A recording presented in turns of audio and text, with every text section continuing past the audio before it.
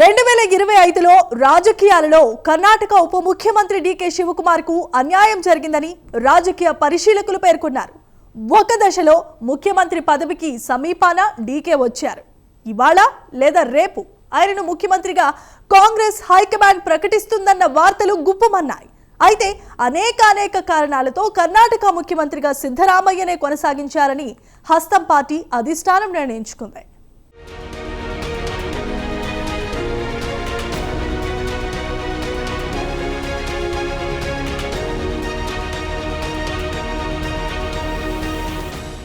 DK Shivakumar పరిచయం అక్కర్లేని పేరు. కర్ణాటక ఉప ముఖ్యమంత్రిగా జాతీయ స్థాయిలోనూ ఆయన పాపులర్.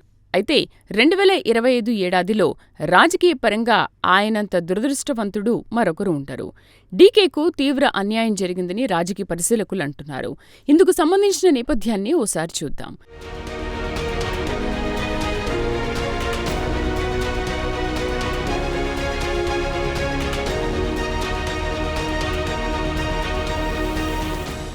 రెండు 2023లో కర్ణాటక అసెంబ్లీకి ఎన్నికలు జరిగాయి. ఈ ఎన్నికల్లో కాంగ్రెస్ పార్టీ ఘన విజయం సాధించింది. అయితే ముఖ్యమంత్రి ఎవరన్న ప్రశ్న తెరమీదకొచ్చింది. దీంతో దాదాపు 3 రోజుల పాటు చర్చోపచర్చలు జరిగాయి. సిద్ధరామయ్య, డీకే శివకుమార్ మధ్య తీవ్ర పోటీ నెలకొంది. అయితే చివరకు సిద్ధరామయ్యను ముఖ్యమంత్రిగా కాంగ్రెస్ హైకమాండ్ ఖరారు చేసింది. ఈ సందర్భంగా సిద్ధరామయ్య, డీకే శివకుమార్ మధ్య ఒక ఒప్పందం కుదిరింది.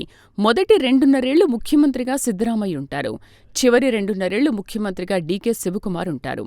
ఇది స్థూలంగా 2023లో కుదిరిన ఒప్పందం.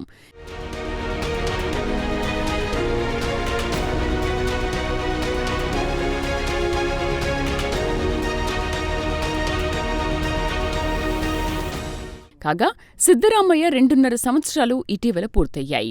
అయినప్పటికీ ముఖ్యమంత్రి కుర్చీ నుంచి సిద్ధరామయ్య దిగలేదు. కాంగ్రెస్ హైకమాండ్ చెప్పేంతవరకు కుర్చీ దిగేది లేదని ఆయన కుండబద్దలు కొట్టారు. తెలివిగా నాయకత్వ మార్పు బంతిని అధిష్టాన కోర్టులో వేశారు. హైకమాండ్ చెప్పేంతవరకు మనదే రాజ్యం అనుకుంటూ దిలాసాగా ముఖ్యమంత్రిగా కొనసాగుతున్నారు సిద్ధరామయ్య.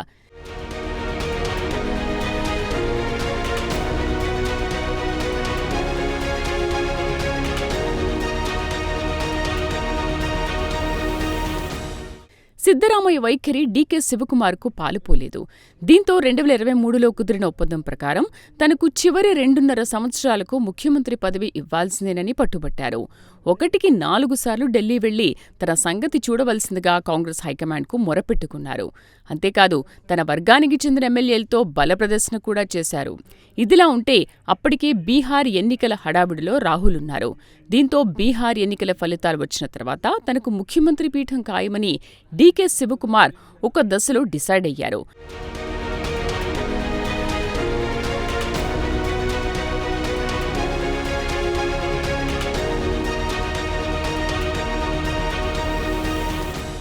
ఈ నేపథ్యంలో డీకే శివకుమార్ను ఏ క్షణమైనా ముఖ్యమంత్రిగా హైకమాండ్ ప్రకటిస్తుందన్న వార్తలు గుప్పుమన్నాయి. బెంగళూరులో విందు రాజకీయాలు జోరందుకున్నాయి. మొదట డీకే నివాసానికి బ్రేక్ఫాస్ట్కు ముఖ్యమంత్రి సిద్ధరామయ్య వెళ్లారు. బ్రేక్ఫాస్ట్ తర్వాత కాసేపు ఇద్దరు నేతలు మంచి చెడు మాట్లాడుకున్నారు. ఆ తర్వాత సిద్ధరామయ్య ఇంటికి అల్పాహార విందుకు డీకే శివకుమార్ వెళ్లారు. అల్పాహార విందు తర్వాత షరామామూలుగా అవి ఇవి మాట్లాడుకున్నారు.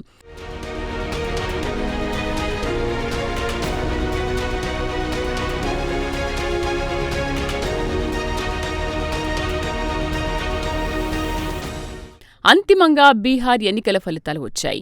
కాంగ్రెస్ రాష్ట్రీయ జనతాదళ్ నాయకత్వంలోని మహాగఠబంధన్కు పరాజయం ఎదురైంది. రాహుల్ గాంధీ చేసిన ఓట్ చోరీ ఆరోపణలను బీహార్ ఓటర్లు పట్టించుకోలేదు. ఎన్డీఏ కూటమిని మరోసారి బీహార్ ఓటర్లు ఆశీర్వదించారు. బీహార్ ఫలితాలిచ్చిన షాక్ నుంచి రాహుల్ గాంధీ కోలుకోలేకపోయారు. దీంతో కర్ణాటకలో నాయకత్వ మార్పు అంశం ఇప్పటికైతే అటకెక్కింది.